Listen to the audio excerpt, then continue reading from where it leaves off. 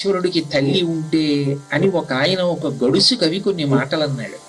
ఆయన అన్నాడు, నీకు తల్లి ఉంటే తపస్సు వెద్దుకయ్యేవాడివి, ఇలా నిన్ను అడవికి వెళ్ళి తపస్సు చేస్తూ కూర్చొనిచ్చేదా?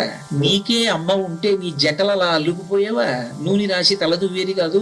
నీకే అమ్మ ఉంటే తోలు కట్టుకొనిచ్చేదా? బట్టలు కొనిపెట్టేది కాదు. నీకు అమ్మ ఉంటే మెళ్ళో పావులు వేసుకొని ఇచ్చేదా? నగలు వేసేది కాదు. నీకే అమ్మ ఉంటే ఒంటికి విభూతి రాసుకొనిస్తుందా? చక్కటి అంగరాగములు అలదేది కాదు.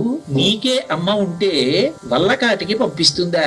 అమ్మ ఉంటే ఒక్కనాటికి బ్రహ్మగారి కోరికైతే మాత్రం నేను అక్కడ ఉండనిస్తుందా? ఉండనిచ్చేది కాదు. అమ్మ లేక ఇలా అయిపోయావు. అమ్మ గొప్పతనాన్ని చెప్తూ, శివ ఆద్యంతములు నువ్వేది ఏదో గొప్పగా చెప్తారు, కానీ అసలు నువ్వు ఇలా అయిపోవడానికి కారణం అమ్మ లేకపోవడమే. నీకు అమ్మ ఉంటే ఇలా ఉండేవాడివి కో, చాలా చక్కగా ఉండేవాడివి. అంటే దాని అర్థం ఆయన అందగాడు కాదని కాదు సుమండి. అప్రాకృత శరీరం తం అతి మన్మథ రూపిణం ఘృత రీతి ఘనీభూతం సత్య